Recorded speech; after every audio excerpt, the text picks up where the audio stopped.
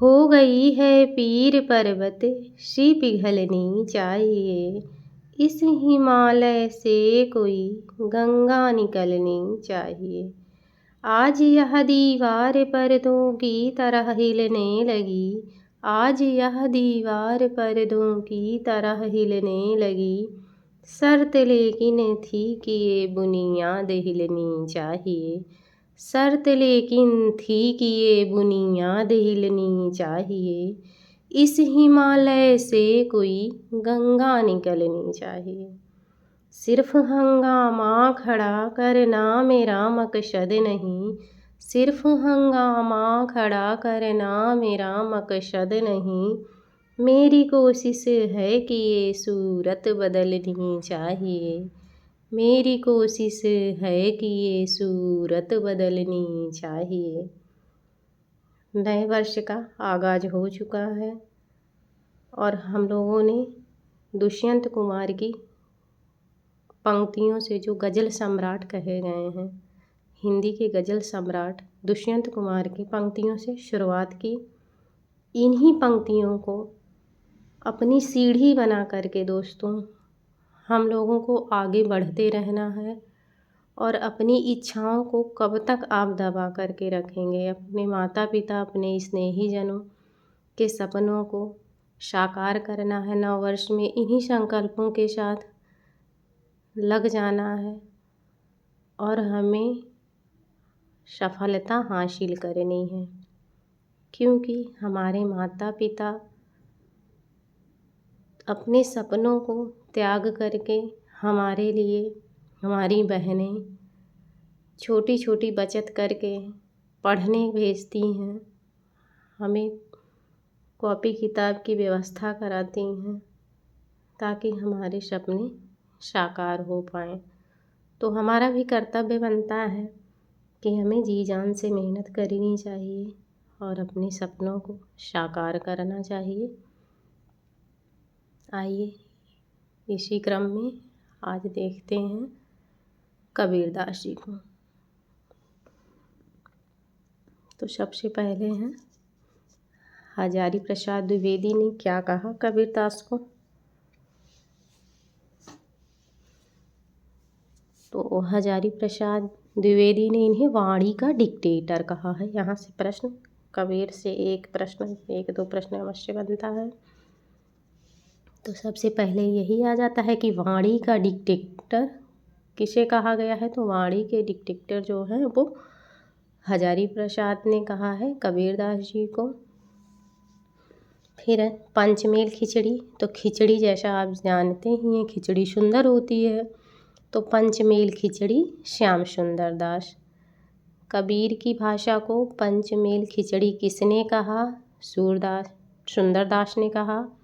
वाणी का डिक्टेटर किसने कहा? तो हजारी प्रसाद ने कहा। किसको कहा? कबीर को। शुक्ल जी ने शतुक्कड़ी कहा, शुक्ल जी ने कबीर की भाषा को शतुक्कड़ी कहा। पंचमेल खिचड़ी श्याम सुंदर दास, वाणी का डिक्टेटर हजारी प्रसाद। अब ये नागरी प्रचारणी काशी से कबीर ग्रंथावली का संपादन भी करते हैं श्याम सुंदर दास। तो नागरी प्रचारणी से काशी से कबीर ग्रंथावली का संपादन किसने किया? श्याम सुंदर दास। फिर बीजक ऑफ कबीर नाम से बीजक का अंग्रेजी अनुवाद हुआ, तो ये अहमद शाह ने किया। बीजक ऑफ कबीर नाम से बीजक का अंग्रेजी अनुवाद अहमद शाह ने किया। हनुमान दास ने संस्कृत में बीजक की व्याख्या की, तो संस्कृत में हनुमान दास जी करते हैं बीजक की व्याख्या और अंग्रेजी अनुवाद अहमद शाह करते हैं बीजक ऑफ कबीर के नाम से। क्योंकि छोटी मोटी जानकारी तो आप सब लोग जानते ही होंगे, ये थोड़ा सा लगा कि बताना चाहिए। फिर बीजक के 11 अंग इन्होंने बताया है, जो क्षितिज मोहन सेन ने कबीर ग्रंथावली को 4 खंडों में, फिर इन्होंने 4 खंडों में प्रकाशित कराया और बीजक के 11 अंग उसमें बताए। रमैनी, शबद, ज्ञान चौतीसा, कहरा, बसंत, चाचर, वेल, हिंडोला, ये सब इन्होंने बताया। फिर जो है हजारी ने कबीर नाम की जो पुस्तक थी उसमें कबीरदास ने लिखा, वे मुसलमान होकर भी मुसलमान नहीं थे, हिंदू होकर भी हिंदू नहीं थे, वे योगी होकर भी योगी नहीं थे। ये ऐसे कथन आ जाए तो ये हजारी प्रसाद का होगा, जिनकी पुस्तक कबीर थी उसी में इन्होंने लिखा है। फिर हमारा है, इधर जान लेते हैं थोड़ा सा, संत काव्य धारा के प्रथम कवि। तो किसने किसको माना संत काव्य धारा का प्रथम कवि? शुक्ल जी, हजारी प्रसाद द्विवेदी और राम स्वरूप चतुर्वेदी। आचार्य रामचंद्र शुक्ल, हजारी प्रसाद द्विवेदी, राम स्वरूप चतुर्वेदी, ये तीनों कबीर को संत काव्य धारा का प्रथम कवि कबीर को मानते हैं। शुक्ल जी, हजारी प्रसाद और राम स्वरूप चतुर्वेदी। और नामदेव को कौन कौन मान रहा है?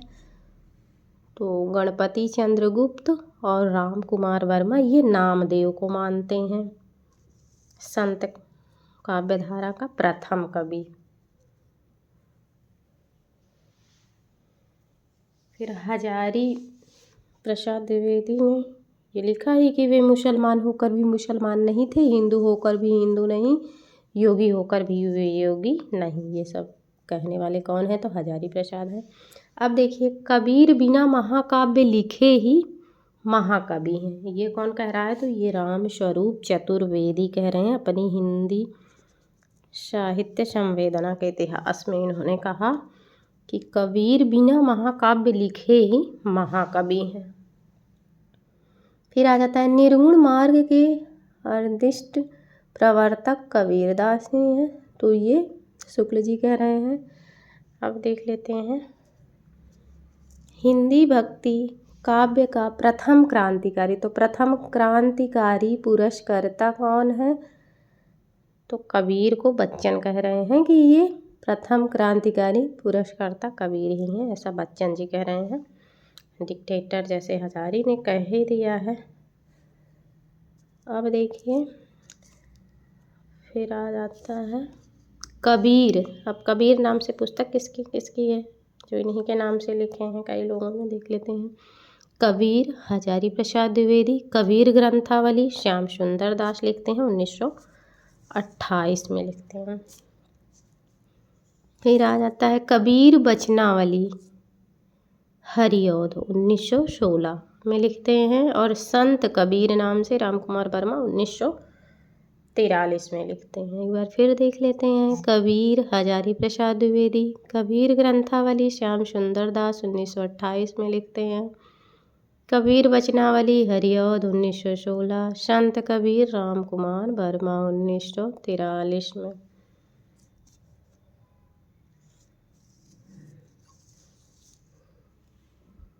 फिर एक पंक्ति देख लेते हैं, दशरथ सुत तिहु लोक बखाना, राम नाम का मरम है आना। ये पंक्ति कबीर की है। दशरथ सुत तिहु लोक बखाना, राम नाम का मरम है आना। संत कवियों के बाद के कवि वैसे ही दिखाई पड़ते हैं जैसे चंद्रोदय के बाद नक्षत्र मालाएं। ये नगेंद्र जी कह रहे हैं। संत कवियों के बाद के कवि वैसे ही दिखाई पड़ते हैं जैसे चंद्रोदय के बाद नक्षत्र मालाएं। ये नगेंद्र कहते हैं।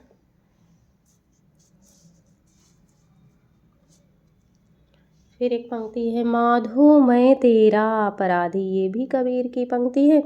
इन्होंने वैष्णव संप्रदाय से अहिंसा का तत्व लिया और सूफियों से प्रेम तत्व। तो ये थोड़ी बहुत जानकारी थी।